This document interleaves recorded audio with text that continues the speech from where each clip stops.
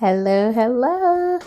I figured I would do a video all about Dahmer because if you're like me, then you have already watched this Netflix special and you're like, what in the world?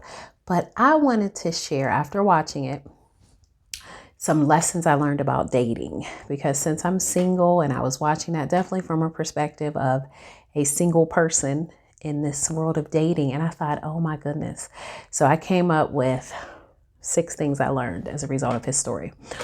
One, do not trust people because of their affinity group. I think that's the right word. What I mean by that is just because you meet someone and they are the same sexual orientation as you, or they're the same race as you, or they're from the same hometown as you, or if you have anything at all in common with someone, that does not give you a green light to trust them because that is not indicative of their character and the type of person they are. So that's one. Two, if your money is funny, you don't need to be dating. So that means that if you currently cannot pay your bills, you are hungry, you are somehow in a financial bind, do not be out there trying to meet people because I think that when our money is funny, I think it clouds our judgment. And then we're doing things that we wouldn't normally do, but because you need the money, you might be risking, in this case, your life. So if money's funny, don't be out there trying to meet people. Third is don't keep your new friend a secret either. You know, sometimes, especially as women, we tend to be a little tight-lipped about people when we first meet them. But I think this is a perfect opportunity to show people's pictures, tell your friends, look who I met. This is where this person is from. This is why I like them, yada, yada, yada. That way, you never know. Somebody else might know that person. They might be able to put in a good word, or vice versa. They might know that person and be like, stay away. If you knew what I knew, stay away. Or worst case scenario, if you share it with a friend, they actually could be hanging out with the same friend, which is a little messy, but at least you know up front. All right. So fourth is, I would say, I think it's 4. If it's not, I'm sorry. 4, I would say stay in public places for a while. You know that you meet people, you out at a club, you're drinking, you're not sleepy when the club closes, go home and go to sleep. Extending dates into the wee hours of the morning it's not safe. It's not safe. Because you're drinking and you don't really know where you are. Now you're venturing off with somebody you just met 10 minutes ago or an hour ago. Not a good look.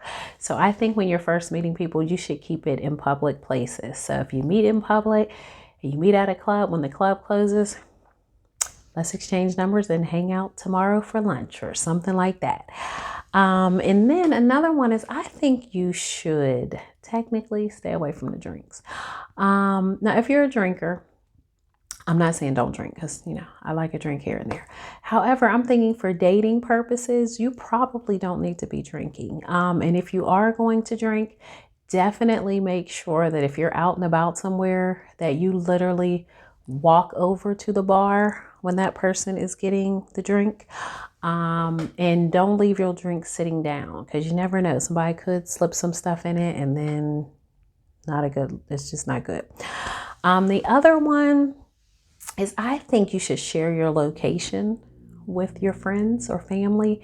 So when you do feel comfortable enough to venture to this person's house, I think you should share where you are. I think it's just a good rule of thumb, especially if you're a single person, that somebody always knows where you are. At all times. And because we're in this wonderful technological age, it is so easy because when you get to somebody's house, you literally could just drop a pin of their location so your friends know where you are, your family, your loved ones, somebody, at least one person, at least should know where you are.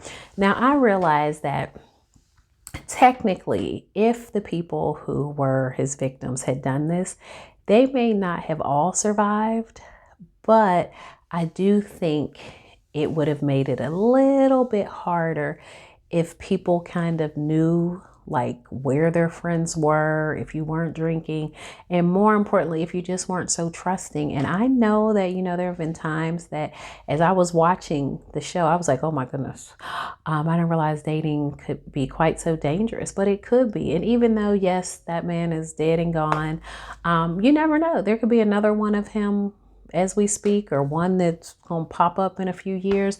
But I think just in the world of dating, I think it is better to be safe than sorry. And it is better to just go slow, slow, slow and get a chance to know someone. Now, I realize this may not always work because I have a friend who, after he watched the Dahmer special, he started doing some research and he found out that, if you've seen this, then you'll know what part I'm talking about. The deaf guy, I was so hurt about that one, y'all. My heart was hurting on that one. But anyway, he was actually cool with that man for a year. So technically, even if the guy had done all this, he still wouldn't have survived. But I hope you found that helpful. And, you know, I know that wasn't probably the lesson that the producers at Netflix were hoping, is that people are going to be walking away with dating do's and don'ts. But I do hope that if you haven't seen it, it's definitely an interesting watch. It's not quite what I was expecting. It's very well written. Definitely interesting if you're into that kind of stuff. If not, then don't watch it, because it's definitely sad. It is without a doubt very sad. But hopefully somebody could watch this and maybe take one of these tips and think about, you know, maybe I'm a little too trusting. Maybe I do need to, you know, get to know people a little bit better before I find myself alone with them. All right, well, until later, as always, be grateful.